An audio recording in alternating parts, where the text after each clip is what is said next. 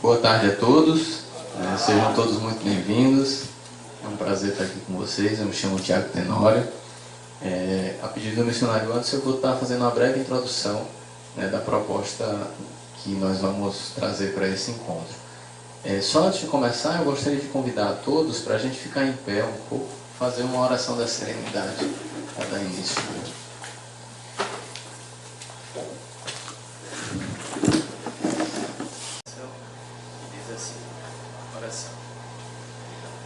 Concedei-nos, Senhor, as verdades necessárias para aceitar as coisas que não podemos modificar, coragem para modificar aquelas que podemos e sabedoria para distinguir uma das outras, a que dá certo e funciona. Mais uma vez, boa tarde. Nesse momento a gente vai fazer uma breve introdução, à noite o missionário provavelmente vai estar aprofundando, mas o Muralhas de Escudo, na verdade, surgiu de uma necessidade da comunidade retomar alguns trabalhos que eram feitos nas origens da Nova Jericó. Há algum tempo, conversando com os missionários, eles vêm trazendo o fato de o modelo de tratamento ter precisado se adequar a uma outra realidade, tem uma série de dificuldades que acontecem hoje com essa nova forma de institucionalização. E a proposta do Muralha de Escudos é trazer um programa novo para pessoas que já estão em recuperação e que pretendem se aprofundar nessa jornada, trabalhando principalmente na prevenção a recaídas, enfim, na qualidade de vida. O termo Muralhas de Escudos surgiu a partir de uma experiência do missionário Anderson, que, estudando a vida de povos antigos, a exemplo dos vikings, descobriu que em grandes batalhas, aqueles povos que eram guerreiros conhecidos por toda uma região, eles se utilizavam de estratégias para conseguir vencer exércitos muito mais fortes que eles. Então a analogia surgiu disso daí, com a proposta de ser um instrumento de batalha contra a doença da dependência química. Então foi criado 7 princípios, 7 muralhas que formam esse escudo. Os antigos guerreiros, eles percebiam que um exército pequeno contra aqueles exércitos grandes não tinham vantagem nenhuma e facilmente eram derrotados quando tentavam lutar sozinhos.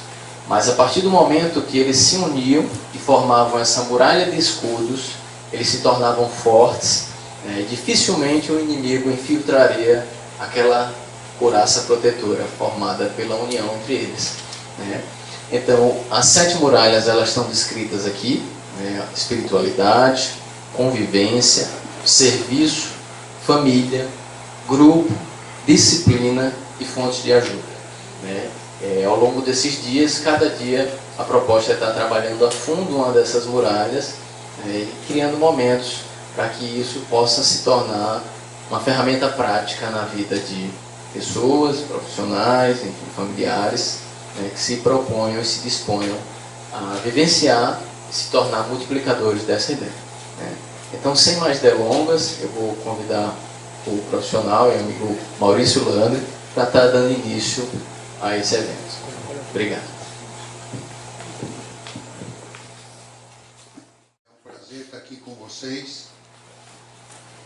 Eu acho esse estado um estado maravilhoso.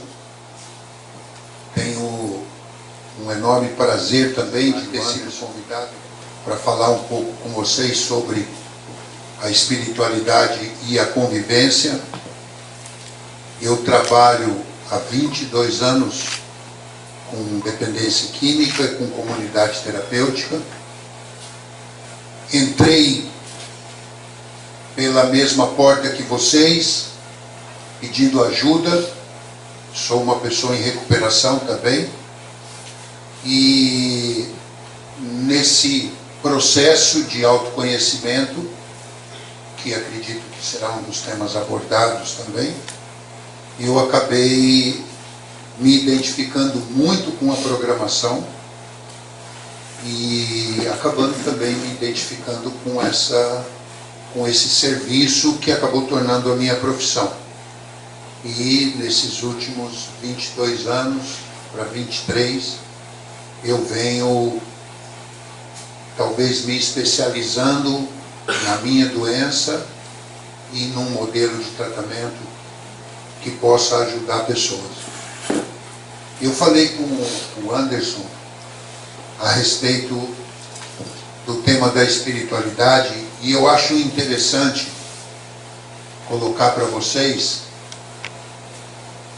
como tudo começou. Eu não vou entrar especificamente no fundo de poço, porque eu acredito que não tem muita diferença, né? Talvez seja a única característica da dependência química que tem um processo de hierárquico de perdas e de comprometimento, semelhantes uns com os outros. Nós começamos a tirar da gente o nosso tempo, o nosso dinheiro, as nossas coisas, e depois aquilo vai se estendendo para o nosso entorno, para a nossa família, para as pessoas que estão ao redor, depois vão para os nossos amigos. É um processo bastante hierárquico e que faz com que muitos fiquem em situação de rua, que foi o meu caso também. Eu perdi família, perdi tudo. Acho que essa é uma parte importante do meu processo, mas não é o motivo que me traz aqui para falar com vocês um pouco da espiritualidade. Eu quero falar três situações que me ocorreram antes de eu provavelmente aceitar ajuda. Acho que todos nós que sofremos da dependência química, em algum momento a gente escutou de muitas pessoas: está na hora de parar, você está acabando com a sua vida, você está sofrendo. E de alguma maneira isso entrava no ouvido e saía no outro, não tinha nenhum poder, pelo menos para mim, de responder a isso com qualidade. Eu achava que eu parava quando eu queria, eu achava que todo mundo usava, entendeu? E eu usava a minha, cada um tinha que cuidar da sua vida. E realmente eu não conseguia me enxergar como doente, pelo contrário.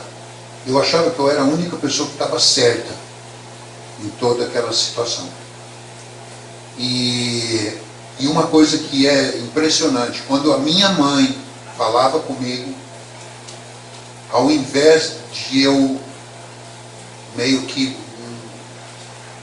me mobilizar em relação às palavras delas, eu tinha muita raiva quando ela falava comigo, chorando, que eu estava me matando, que estava matando a família.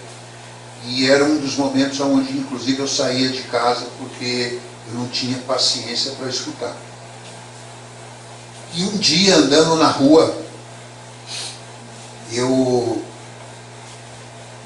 estava andando na calçada, olhando para o chão, procurando alguma coisa, dinheiro, qualquer coisa que pudesse virar uma droga.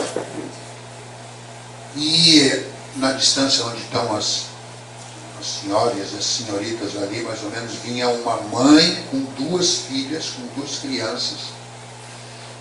E eu ia na mesma calçada que ela vinha vindo. Quando ela me viu, ela atravessou a rua correndo, pegou a mão dos filhos e atravessou a rua correndo. Não precisou de uma palavra, mas aquilo foi como se eu recebesse uma punhalada no coração. Muito mais forte que as palavras da minha mãe. Uma pessoa que não me conhecia, que nunca tinha me visto, de repente, ao me olhar, ela desvia correndo como se eu fosse um bicho perigoso, como se eu fosse alguma coisa. E esse foi o primeiro despertar que eu lembro que eu tive. Alguma coisa está errada comigo. E não foi preciso uma palavra.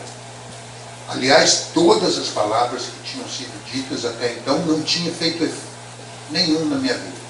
Esse comportamento dessa mãe preocupada com seus filhos mexeu muito forte comigo.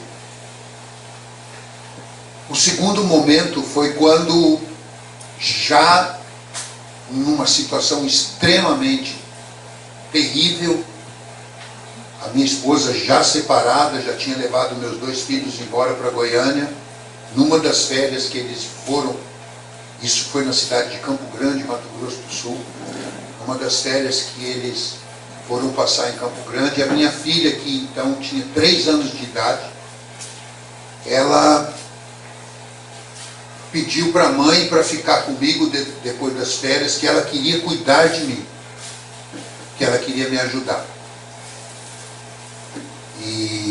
E a minha ex-esposa, que hoje é uma amiga, minha filha hoje tem 26 anos de idade, ela deixou ela ficar. Eu morava no fundo da casa dos meus pais, e minha filha ficou ali comigo, e eu confesso que eu não lembro dela tentando me ajudar. Eu não lembro dela. Eu lembro dela mandando, pedindo para ela ir dormir, para ela não ficar na sala. Eu lembro de eu usando, eu não lembro nada disso. Eu só lembro um dia que ela falou que ela queria falar comigo, e ela chorando, ela falou: pai, eu quero ir embora para a casa da minha mãe, porque eu não conseguia ajudar o senhor. Isso também foi uma dor muito profunda que eu senti numa criança de 3 anos, e tentou fazer durante 30 dias o impossível para ficar comigo, para dar força, até porque ela nem entendia o que estava acontecendo. Ela falava: pô, mas você falou, ela teve que ir para um psicólogo, porque a mãe foi embora porque o pai estava doente. E ela, pequenininha, falava assim: mas mãe, como que nós vamos embora se o pai está doente? Nós temos que ficar para ajudar.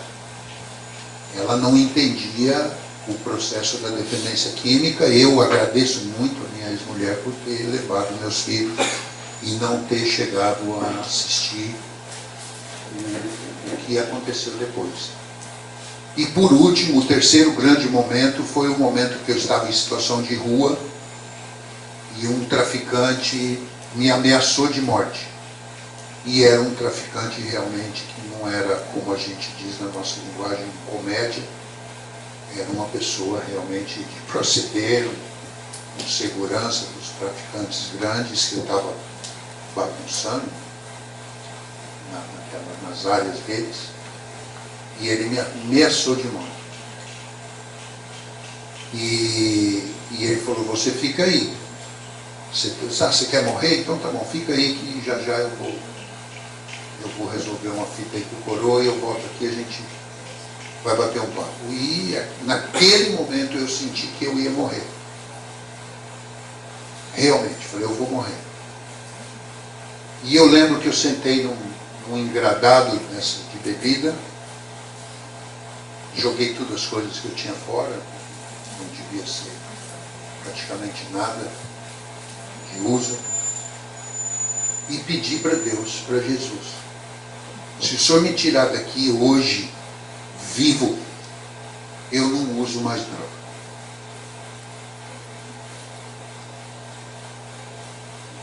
Muito medo de morrer, como eu nunca tinha tido antes. Até porque quando ele perguntou se eu queria morrer, e eu falei que eu queria morrer, eu vi o rosto dos meus filhos. Eu tenho um casal, na época eu tinha um casal, hoje eu tenho mais 2 filhos. Eu via como eles me olhando assim quando eu falei: eu quero morrer. Eu falei: então fica aí que eu já vou resolver teu problema. E aí eu falei: se o Senhor me tirar daqui hoje, eu não uso mais. Isso foi no 11 de novembro de 1997. Eu fecho 22 anos agora em novembro. E meia hora depois eu estava sentado, orgulhoso, não tinha coragem de fugir dali, e morrendo de medo de morrer, e orgulhoso de não conseguir me mexer. Eu sei que eu estava olhando para o chão, eu vi 2 pés chegando. Quando eu levantei, era o meu pai. Isso era 12:30. Meu pai nunca fez isso na vida. Diz minha mãe que nesse dia ele ficava andando de um lugar para o outro, falando, eu preciso achar meu filho, eu preciso achar meu filho, eu preciso achar meu filho. E quando eu vi ele, olhei para ele, ele pôs a mão assim e falou, vem comigo, meu filho. E para mim não era meu pai. Ali, para mim era já um aviso de Deus me tirando, porque meu pai nunca foi me procurar. E eu dei a mão para ele e fui embora dali. Fiquei 4 dias trancado num quarto com paranoia, com perseguição, com insônia, com abstinência, sofrendo, até que um dia um rapaz chegou lá, falou de um lugar, uma comunidade terapêutica, que tinha um padre, que era um lugar muito bom, que era disciplina, e que na época falava não tinha remédio, etc. E eu já tinha aceitado. Eu já tinha aceitado. Se o senhor me tirar daqui, eu não uso mais droga. Isso está na minha cabeça até hoje. Isso está na minha cabeça até hoje. Não foi um pedido pequeno, foi um pedido muito forte. E aí, quando eu estava embarcando no ônibus, com o meu pai me levando para Campinas, eu perguntei para o rapaz, aonde que eu vou? Como é que chama o lugar onde eu vou? Ele falou assim, você vai para a fazenda do Senhor Jesus. E aí foi um grande despertar espiritual. Porque para mim, foi ele, através do meu pai, que falou, vem comigo, meu filho, que me tirou do inferno. E agora ele estava me levando para a fazenda dele, para eu me recuperar. E eu, inevitavelmente, eu me entreguei a esse programa. Uma das coisas que eu falo muito para os acolhidos da comunidade que eu cuido, eu tenho uma comunidade que chama Santa Carlota, fica no estado de São Paulo, tem 100 pessoas, 100 homens. A maioria vem da Cracolândia de São Paulo. Chegam de ambulância, sem roupa, sem família, sem documento, sem nada. E a gente acolhe, recebe e começa a oferecer o amor e tudo aquilo que a gente acredita que inicialmente a pessoa mais precisa. Nutrição, segurança, amparo, amizade, conforto, primeiras necessidades. E uma das coisas que eu falo para eles é resistir. Resistir. Um dos maiores desafios para nós é resistir. Uma das características das muralhas de escudo é a resistência também. O exército do mal e o exército inimigo é muito grande, é muito forte, mas se eu estiver irmanado, convivendo com pessoas saudáveis, se eu tiver uma espiritualidade forte, se eu tiver pessoas que eu considero como família e que me cuidam e eu cuido também, e todos os outros muralhas, eu consigo resistir a essa força e ela acaba sobrepondo a força muitas vezes da recaída, do desistir e de outras dificuldades que a gente vive durante a vida toda. Uma coisa que eu acho importante também dividir com vocês é que a dificuldade na vida não é uma característica do dependente químico, da doença do dependente químico. Todas as pessoas passam dificuldade. Todas as pessoas. Muita dificuldade. Todas as pessoas perdem emprego, sofrem no relacionamento, têm problemas com a família, têm problemas financeiros, têm problemas de relacionamento. Todas as pessoas são injustiçadas, são julgadas às vezes. E isso não é uma característica do tratamento ou da pessoa que está dependente. Às vezes sofrem preconceito também, mas elas resistem, porque elas têm uma coisa chamada resiliência, que talvez seja aí uma característica de um poderoso escudo, que é acreditar que vai passar, que a vida vai continuar e daqui a pouco, depois desse vendaval, depois desse temporal, as coisas vão melhorar. E melhoram para todos nós. Tudo passa. Nós temos duas grandes certezas. Tudo muda e tudo passa. Não tem, é inevitável as mudanças na nossa vida. E algumas características também que eu vou falar um pouquinho mais para frente, é que toda mudança, mesmo que para melhor, gera uma crise. Uma crise de um tempo de mudança, de abrir mão de alguma coisa, de se adequar a outra coisa, né, de alguns comentários, de julgamentos, etc. Então eu queria fazer essa breve abertura para compartilhar um pouco com vocês que talvez não é só na minha opinião, mas no trabalho que eu recebi, a gente tinha um tripé chamado oração, trabalho e disciplina, oração, trabalho e conscientização. E o padre Haroldo, na época, ele falava assim que ele não concordava com esse tripé, porque a espiritualidade, a oração, para ele era o grande alicerce de todos os outros valores. Talvez por isso que no Muralha de Escudos seja a primeira muralha, que é a espiritualidade, que é esse contato consciente com um poder maior do que nós, que pode nos ajudar, pode nos devolver sanidade, se eu confiar nesse poder e se eu realmente seguir esse caminho. Conversando com o missionário Anderson, com o Tiago, a gente não consegue ter palavras exatas para explicar o porquê que algumas pessoas têm sucesso na recuperação e o porquê que algumas pessoas acabam recaindo na recuperação.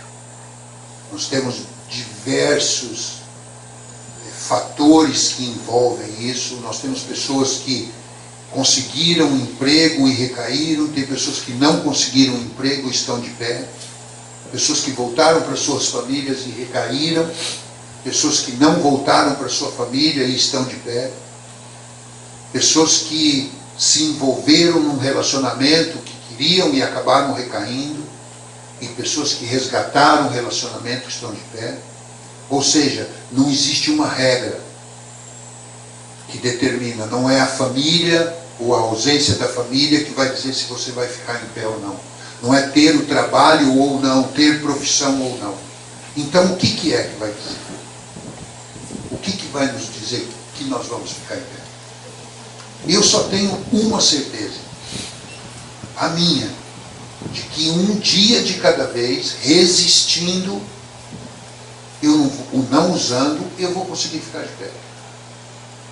Não tem mais nada aqui. Se alguém falar aqui que vai acontecer com você daqui a 30 dias, daqui a um mês, tirando o meu projeto de vida, que é seguir o meu trabalho, continuar educando meu filho, tirar férias em agosto, isso está meio que desenhado num programa.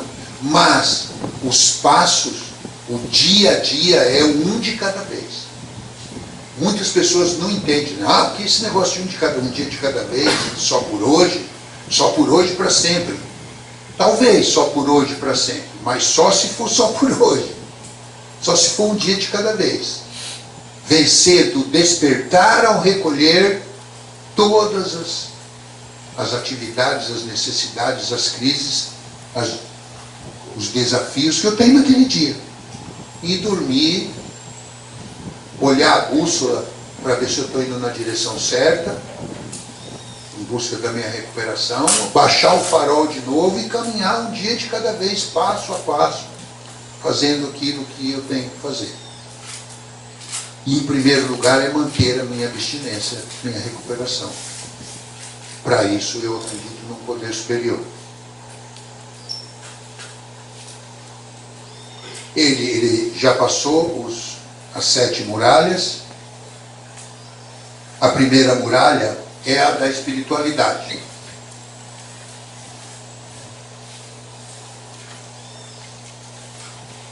Eu gosto demais dessa frase. A fé é assim. Primeiro você coloca o pé, depois Deus coloca o chão. É você acreditar, você caminhar, quase que no escuro e acreditar que você está indo na direção certa. Eu não preciso saber para onde eu estou indo. Se eu estou indo com Deus, caminhando, eu tenho certeza que eu vou caminhar de uma forma íntegra, de uma forma ética, de uma forma saudável, sem fazer mal para mim, sem fazer mal para os outros. Entendeu? E planejando a minha vida de acordo com o que Ele quer. E Ele só quer o melhor para nós. Uma das coisas que eu até acho que eu vou encerrar amanhã é que Deus ama a gente. Muito, muito. Né? E não é só nessa forma de entregar o seu filho para nós. Eu acredito que quando Jesus caminhou com nós aqui na terra, Ele percebeu como é difícil as relações humanas. E Ele pede para o Pai para perdoar cada um de nós, porque a gente muitas vezes não sabe o que a gente faz. Muitas vezes, querendo fazer o bem, a gente acaba fazendo outras coisas que não são boas. Querendo prazer, nós fomos à droga. Ninguém aqui, eu acredito que nenhum de vocês, como eu, foi usar droga, falou, não, eu vou usar droga porque eu quero ser mal, quero fazer muito mal para mim, quero fazer muito mal para muita gente. Vocês usaram droga por isso? Foi por isso que vocês usaram? Não ouvi. Não foi. Foi por prazer. Para alguma sensação, para dar um divertimento, alguma coisa. Porque nós tínhamos dificuldade de encontrar isso de outras formas. E a droga acabou dando essa qualidade negativa a médio e longo prazo, mas no primeiro momento ela satisfez. E aí enganou o nosso cérebro. Isso é bom. E o nosso cérebro buscando isso cada vez mais compulsivamente, diminuindo o efeito, aumentando a quantidade, até desorganizar nosso corpo, nossa mente, nosso espírito. Então essa frase é uma frase muito importante. Fé é você acreditar que você já tem. Maravilhoso que Deus preparou uma reflexão que tem tudo a ver com o que a gente vai conversar aqui hoje, né? Nessa muralha de escudo da espiritualidade, nós temos toda a estrutura base para viver em sobriedade, viver em família, viver em sociedade e, acima de tudo, com qualidade de vida. Esse é o propósito da recuperação. As dores que nós passamos para iniciar essa jornada, elas são recompensadas a partir do momento que a espiritualidade toma conta de nós. E foi pensando nisso que nós desenvolvemos esse material, e como já foi falado pelo irmão Maurício aqui, que tem como base a espiritualidade como a primeira muralha, porque sem ela nada mais é possível. Então já foi apresentado aqui as muralhas no início, né? Eu não vou repetir. E para falar dessa primeira muralha de espiritualidade, eu decidi iniciar fazendo uma breve diferenciação entre o que é religião ou religiosidade e espiritualidade. Religião é uma palavra que vem do latim, a origem latina é religare, quer dizer religar. Vem da conexão do homem a Deus, da religação do homem a Deus. Que podemos fazer através de várias pessoas reunidas por esse mesmo propósito. A religião ela pode ser boa ou pode ser ruim. O que depende é do que nós vamos fazer com ela. A religião boa, ela permite que a gente tenha o livre-arbítrio, que é o maior presente de Deus para nós. Não é à toa que o hoje é chamado presente. Então, no hoje, Deus nos deu a oportunidade de fazermos o que a gente quiser de nossas vidas. Aí é onde entra o que o programa tem a nos oferecer. Se a religião carrega consigo, em meio a esse livre-arbítrio, a espiritualidade, ela pode ser boa, porque as nossas decisões não vão ser tomadas só com base na nossa vontade. Mas se a religião é utilizada como arma, como ferramenta para exercer as minhas vontades, para fugir das responsabilidades, para justificar os meus erros, ou até para transferir a culpa, eu recaí porque o inimigo é astuto. Porque existem seres obsessores que estão ao redor de mim que me fazem usar. E tem vários que utilizam religiões, seitas, grupos, seja ela qual for, eu não estou entrando aqui no mérito de criticar religião nenhuma, mas que as pessoas fazem mau uso de religiões que poderiam ser muito boas. Enquanto isso, tem a espiritualidade, que ela pode ou não estar ligada à religiosidade. As pessoas podem ter, nós, enquanto dependentes químicos, eu peço desculpas até, esqueci de me apresentar novamente, eu sou o Tiago e sou um dependente químico em recuperação hoje. Hoje eu trabalho com consultoria em dependência química há pouco mais de 12 anos, sou psicoterapeuta, sou alagoano, marcelense, tenho amor pela nossa terra. Hoje estou vivendo em São Paulo, mas a maior parte do que eu aprendi foi aqui. Foi vivendo na minha cidade, pisando os pés no chão, enfrentando as dificuldades dos primeiros dias de recuperação aqui. Então eu faço questão, conheço a comunidade desde os primórdios e faço questão de estar aqui simplesmente para compartilhar um pouco disso que um dia eu recebi. Então, voltando aqui à questão da espiritualidade, a espiritualidade, eu costumo fazer um paralelo com a origem da palavra, a gente chama etimologia, o significado da palavra espíritus, que tem um cognato no latim, é uma palavra de origem latim, e que também é traduzida como espírito, que no inglês foi transformada em spirit ou alcohol, que no início tinha o mesmo significado. E algumas décadas atrás, pouco depois da legalização do álcool, eu não sei se todos sabem, mas até a década de 30, o álcool era traficado, era uma droga proibida, uma droga ilícita. Aquelas histórias de Al Capone, dos gangsters lá de Chicago, eles se passavam com o tráfico de álcool, o tráfico de gin, que depois que foi legalizado se tornou uma das maiores tragédias sociais. Então, esse álcool tinha como origem da palavra esse significado. Porque os povos muito primitivos lá atrás, muitos anos antes de Cristo, já utilizavam essa substância, que era feita com cascas de frutas, de grãos, enfim, esmagados, assim como fazem nas cadeias, para se obter essa substância que entorpecia, e eles utilizavam em festas ou em rituais, enfim, que foi utilizado posteriormente pelos povos pagãos, no período medieval, já pós-cristianismo, como uma forma de praticar esses rituais. Então existe até uma palavra, uma bebida, que levou esse nome na Polônia, se eu não me engano. O segundo nome dela eu não sei nem pronunciar, que é bem complexo. Espíritos, não sei das quantas. Por conta disso. Mas por que eu estou trazendo isso daqui? Não é simplesmente para a gente falar de etimologia ou complicar a coisa. É para que a gente possa fazer um paralelo o quanto dependentes químicos buscam, através de substâncias, experiências espirituais. Não necessariamente experiências místicas ou religiosas, mas uma busca de se completar, de se preencher, de encontrar sentido. Muitas vezes o dependente químico usa uma determinada droga décadas atrás e ele passa o resto da vida em busca daquele efeito.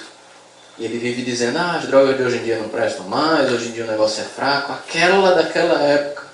E sempre precisa estar usando mais ou buscando novas drogas, buscando novas experiências espirituais. Só que experiências espirituais destrutivas. As experiências espirituais, elas também podem ser destrutivas. E a gente vai ver mais na frente porque, quando a gente trouxer o significado da palavra espiritualidade dentro dessa realidade de recuperação. Então, dando continuidade, que a gente já falou aqui, essa eterna busca de experiências espirituais. E tem um lema, quem aqui conhece o AA, Alcoólicos Anônimos? já ouviu falar, conhece o programa 12 Passos. Acredito que a grande maioria, né? Nos primórdios do programa de A, antes de existirem os 12 Passos, porque para quem não sabe, o primeiro encontro do Bill e do Bob foi em 1935, né? Dia 10 de junho de 1935, o Dia das Mães. Alguns dias antes, em maio, ele se encontrou com o Dr. Bob, mas o Dr. Bob, em síndrome de abstinência crônica, ele estava tremendo demais e ele não conseguia fazer uma cirurgia. Então ele precisou beber para salvar uma vida. Foi uma coisa muito complexa na época, porque ele dizia, a cirurgia está marcada, a pessoa está na mesa, se não for operada vai morrer, e a gente precisa fazer alguma coisa. E agora, que eu não consigo operar?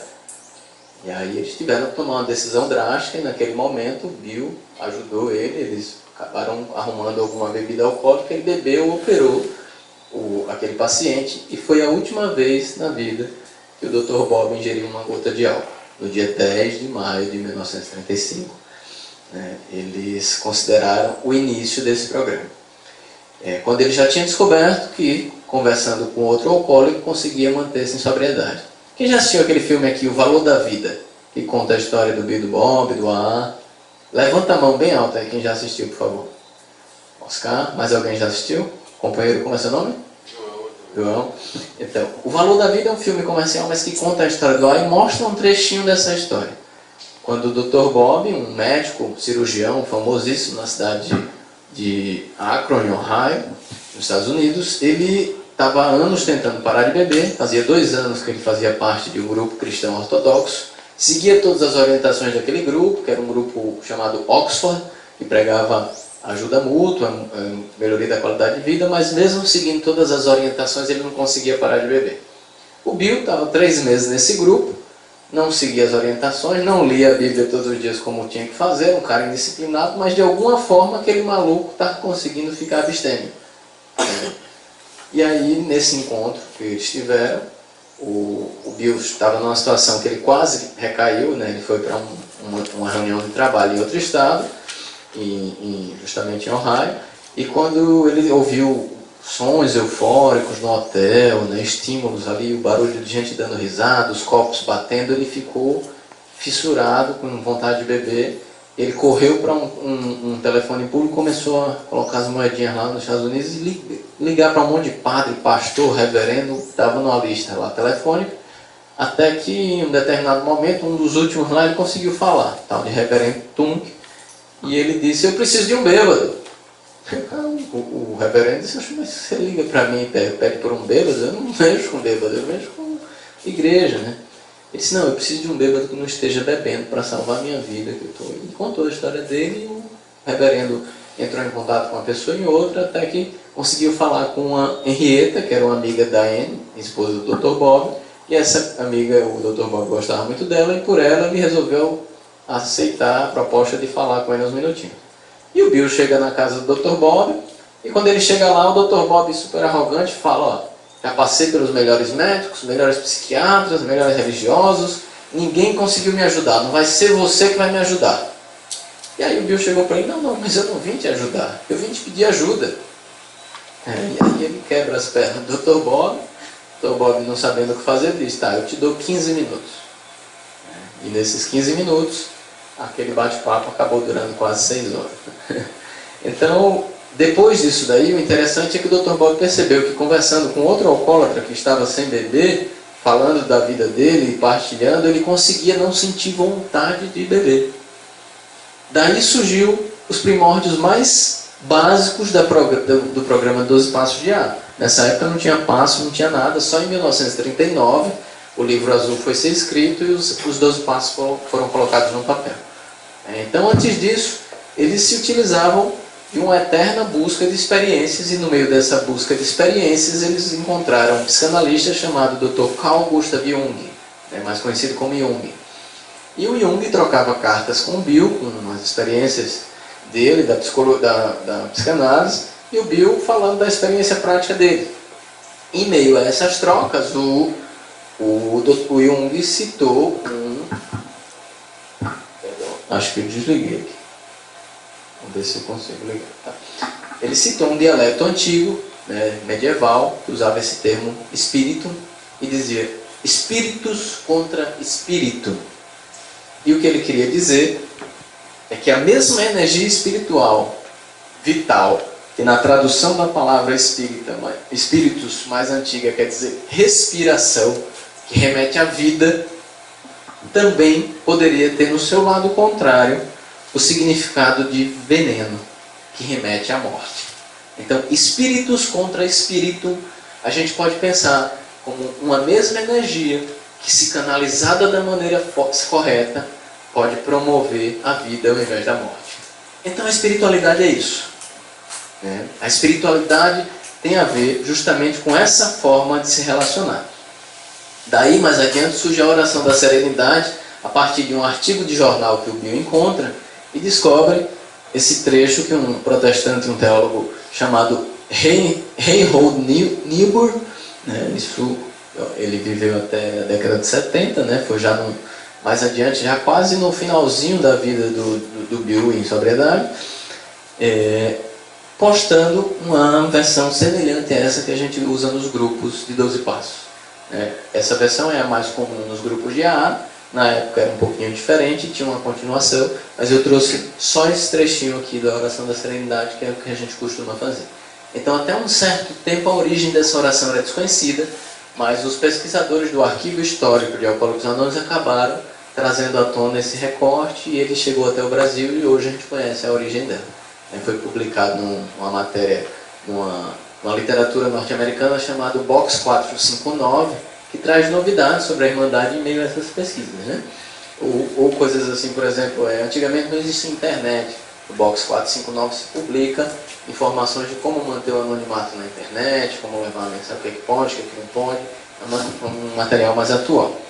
Mas, mantendo o nosso foco na oração, tem um trecho, um texto do livro Viver Sóbrio de AA, que é um livro amarelinho, que hoje é chamado Vivendo Sóbrio, mudou só o título, que o capítulo é chamado A Prática da Oração da Serenidade.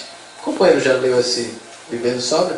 O Ed, a gente bateu um papo, porque ele já teve uma experiência dentro do AA, Quem aqui já frequentou grupos de 12 passos? Como AA, NA, Neuróticos, DASA? Pode levantar a mão alto mesmo aí. Eu sou membro de Alcoólicos Anônimos de todas essas irmandades. Então já tem uma gama de pessoas que conhecem na prática esse programa, que já sabem o que a gente está falando. E a gente tem uma literatura muito rica nisso daí. Ah, Tiago, mas eu não sei ler. Alcoólicos Anônimos é para todos. O programa 12 Passos é para todos. Conheço vários companheiros que não sabem ler, mas eles se apadrinharam, pegaram um padrinho, uma pessoa que conhece esse programa, que vive esse programa na prática, e eles têm acesso a tudo isso. Hoje, nos escritórios, a gente tem literatura em CD, em áudio, dá para escutar a literatura. Então tem bastante formas de a gente acessar isso daí. Eu estou trazendo só um trechinho desse livro, que tem 31 capítulos. Eu sugiro sempre as pessoas praticarem um por dia, porque aí em um mês você consegue praticar o livro inteiro. Ele não é um livro de recuperação. Ele fala no primeiro capítulo, chamado O Uso desse Livro, ele fala, esse livro não é um livro de recuperação do alcoolismo. O nosso programa de recuperação está descrito no livro azul, Alcoólicos Anônimos, que é o de 12, e o 12 Passos e 12 Tradições de AA. Porque neles dois narram os 12 passos, que são o programa de recuperação de AA. Mas esse livro é uma preparação para entrar nos 12 passos. Inclusive, os companheiros que tiverem interesse, podem pedir aos missionários, os responsáveis, dizer, o Tiago falou que se entrar em contato com ele, ele providencia esse livro para a comunidade. Esse livro, tanto quanto o livro azul, ele é um livro que é muito útil para a comunidade, porque ele traz ali 31 sugestões que permitem o indivíduo viver sóbrio e já começar um processo de mudança de vida. E todas as pessoas que eu conheci que tiveram dificuldade com a prática dos 12 passos, quando elas começam a praticar o vivendo sóbrio antes, elas conseguem entrar nos 12 passos com mais facilidade. É como se fosse uma preparação do terreno mesmo. E dentro desse foco, a gente tem um capítulo todo dedicado à prática da oração da serenidade. E o interessante é que o livro não é filosófico. O livro não é só para ficar lendo e viajando e achando bonito. É um livro para colocar em ação, colocar em prática. O programa de 12 passos de AA, do primeiro ao 9º passo, são passos de ação. A própria literatura fala isso no livro azul. Do primeiro ao 9º passo são os passos de ação. O 10º, o 11º e o 12º passo são passos de manutenção espiritual. Então não é só para pensar, não é só para ler, não é só para escrever. Você pode pensar, você pode ler, pode escrever, mas principalmente colocar em prática, dentro e fora das unidades de recuperação. Principalmente no mundo lá fora. Muitos começam praticando os passos dentro da comunidade, dentro da clínica, Eu tenho amigos, companheiros que praticam os 12 passos dentro da cadeia. Toda semana eu estou dentro de uma penitenciária em São Paulo levando a mensagem e os companheiros estão em recuperação lá dentro, sem beber. É um ambiente extremamente difícil, porque tem droga doidada, tem gente falando de ativa, tem gente... E eles entram em recuperação ali. Criam uma barreira de escudos ali dentro. Constroem uma muralha protetora entre eles ali dentro. Naquela cela, naquele momento, quando a gente enrola os lençóis para sentar, e o companheiro traz a garrafa d'água ali da torneira, da grade para dentro só entra quem quer recuperação. E aí não tem nada que vá além disso. A diretoria do presídio respeita, o PCC respeita, Alcoólicos Anônimos é tratado com dignidade lá dentro. O futebol para, abre caminho, quem não for cumprimentar, baixa a cabeça para a gente passar. E eles fazem isso, porque eles veem a transformação no meio daqueles raios com 800, 900 presos, que acontece com aqueles 5 ou 10 que estão ali. Então, mesmo aqueles que não querem, muitas vezes eles se sentem tocados por aquilo ali. Alguns não participam da reunião, mas pedem a gente para fazer uma oração por eles. Tá? Alguns às vezes não partilham, mas entram e ficam escutando. Então esse programa é universal. Ele é passível de ser praticado em todo lugar. Para nós que temos a oportunidade de estar em liberdade, ou em semi-liberdade, ou seja qual for a condição, mas temos a oportunidade de viver no mundo lá fora em sobriedade, eu acredito que não tem nada que impeça a recuperação. E é sobre isso que a gente veio falar aqui. A única coisa que eu conheço que impede a recuperação se chama desonestidade. A gente bateu um papo ontem, não foi, sobre isso? O companheiro citou um trecho do livro azul de Alcoólicos Anônimos que eu conheço muito bem. Quinto capítulo. Você lembra, para falar de cabeça? Raramente vimos fracassar aqueles que têm seguido cuidadosamente nossos passos. Perfeito. E ele fala mais na frente, nesse mesmo parágrafo, que os que não se recuperam são só os que não conseguem ou não querem ser honestos. Consigo mesmos ou com o programa.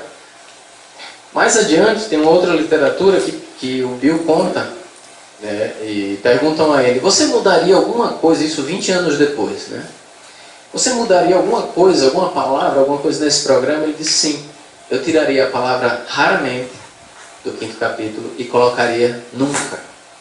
Nunca temos visto fracassar aqueles que seguem cuidadosamente o nosso caminho. Então, depois de mais de 20 anos acompanhando pessoas do mundo inteiro, depois de mais de 2 milhões de pessoas em recuperação no mundo, o cofundador desse programa, ele diz que nunca viu alguém que pratica os passos recair. Olha que forte isso daí, né? Então a gente tem nas mãos. Muitas vezes, eu costumo dizer que a gente às vezes está morrendo de sede com a garrafa d'água na mão no deserto. Se eu não sei que estou com a garrafa d'água, ou se eu não sei como abrir, eu posso pedir ajuda a alguém que saiba. Mas o fundamental é fazer bom uso da garrafa d'água, que nesse caso seria o programa dos passos. E aqui a gente está para falar dessa prática do programa, né, que a gente trouxe as 7 muralhas disso. O cara chegava numa situação 1000 vezes pior que a minha. Como eu estava atento, conectado ao poder superior, a todo tempo conversando com o meu poder superior, o que é que eu via naquele... Gratidão. Gratidão, Pai. Me perdoa por ficar reclamando, me perdoa por estar aqui resmungando mentalmente, porque Ele mandou uma pessoa ali bêbada, ou drogada, ou numa situação de rua, ou numa tragédia pessoal, para eu lembrar como eu cheguei e como eu estou hoje. E parar de reclamar. Gratidão é ação, não é filosofia. Mudar de comportamento. Eu estou reclamando? Gratidão, parar de reclamar. Começar a agradecer. Agradecer porque está tudo muito bem, porque eu sou bonzinho, porque eu virei santo? Não. Agradecer porque hoje está melhor que ontem. Agradecer não é porque eu vou para o céu, não, porque eu nem sei se eu vou para o céu. Se de fato existe um céu, como eu creio, será que eu vou para o céu com tudo que eu fiz na minha vida? Talvez se eu contasse a minha história para vocês, você dissesse, meu Deus, cara, com essa cara de bestalhada aí. Sabe? Mas a gratidão a Deus por ter saído do inferno que eu vivi na terra. Eu vivi o inferno na terra. E Deus, sem eu merecer, me deu a dádiva de conhecer uma vida de qualidade. Então só isso já é o suficiente. Se eu for esperar agradecer só quando está tudo muito bem, meu amigo, só nos contos de fadas. Porque as pessoas normais, que nunca usaram, têm problemas, têm dificuldades, têm crises, e está tudo certo. Se eu não usar, se eu praticar o programa, eu vou superar. Eu não tenho dúvida nenhuma. Ah, eu não consigo, mas eu creio que o poder superior consegue. E consegue mesmo. Então, entra nisso daqui. Trabalho voluntário. Estou precisando trabalhar, estou sem dinheiro.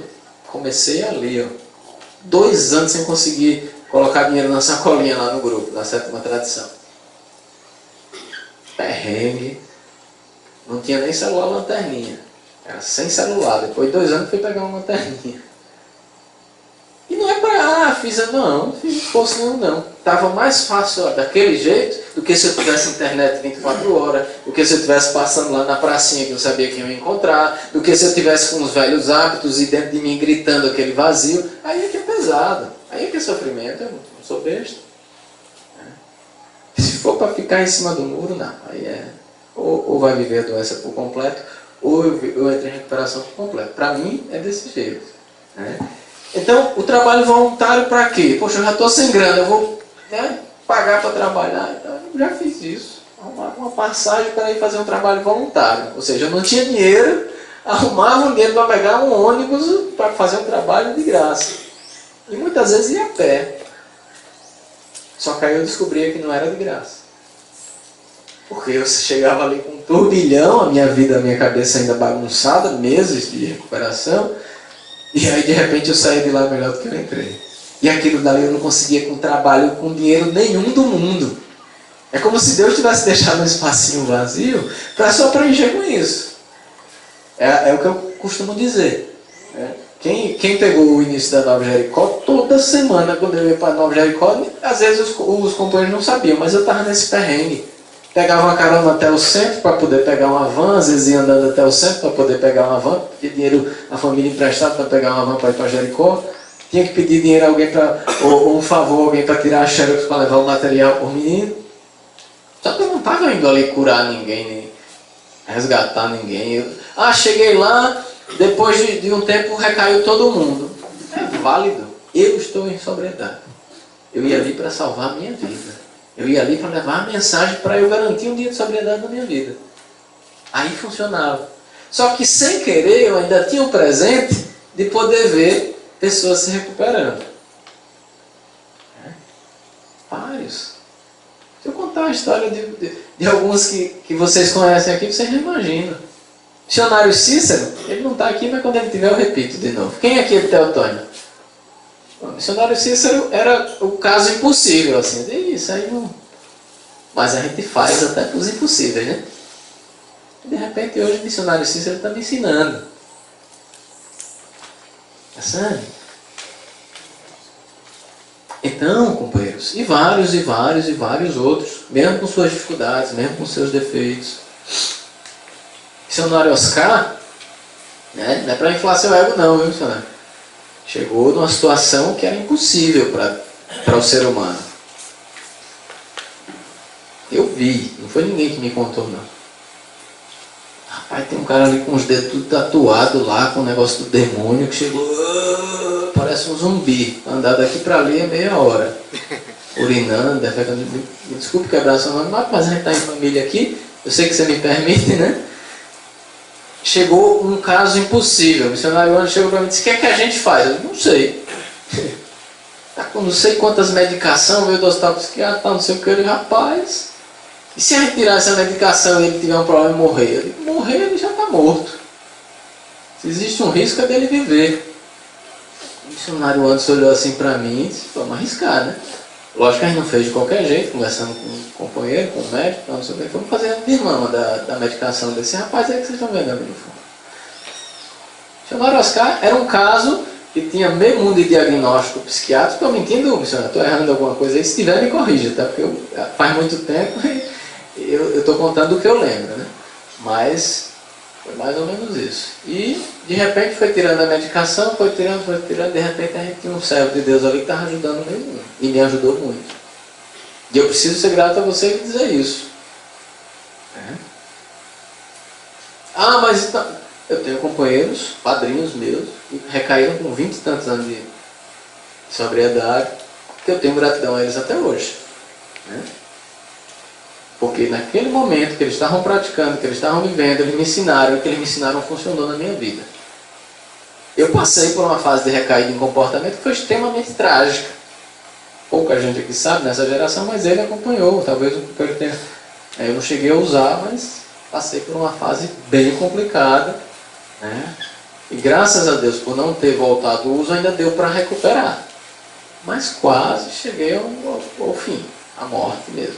Porque a loucura já esteve perto muitas vezes também. Então tem jeito, né? Para Deus, nada é impossível. Esse Deus, na prática, que eu vivo hoje, não é só por conta da religião, mas a prática, a experiência, a prova. Eu cheguei aqui ateu, tá? Para quem não sabe. Eu tenho uma certa tranquilidade em falar de Deus, porque eu cheguei ateu, eu não acreditava em nada, nem em mim.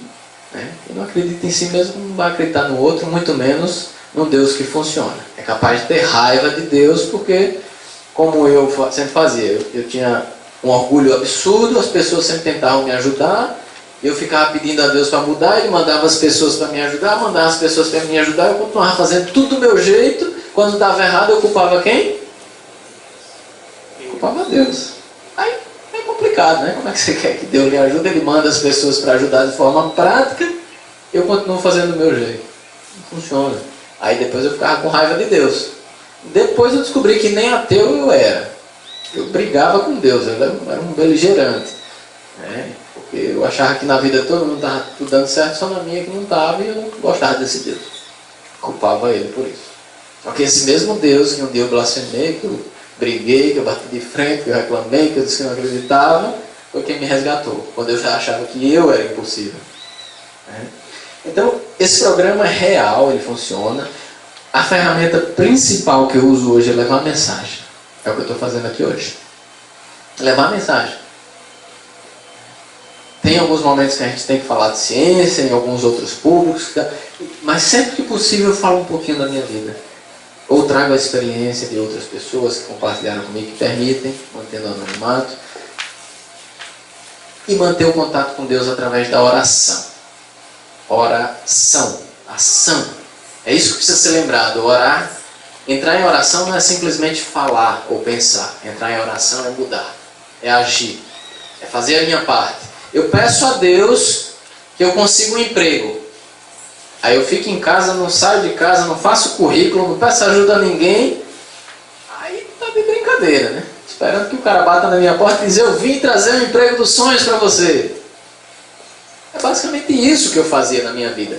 Eu quero ser rico, mas eu queria ser rico trabalhando o que o cara que é rico fazia? Não, eu queria ser rico sem trabalhar. Eu queria ser feliz no relacionamento, mas eu queria ser feliz no relacionamento como o cara que tratava bem a esposa, que dava um passo para trás, que muitas vezes tinha sabedoria de, ao invés de estar certo, dar razão para ela, escolher pelo amor. Não, eu queria ser feliz no relacionamento tratando mal a parceira, na obsessão, no ciúme, na loucura. Então a vida inteira eu fiz as coisas erradas em busca das coisas certas. Aí o programa ele me dá um norte. Vamos lá, vamos falar.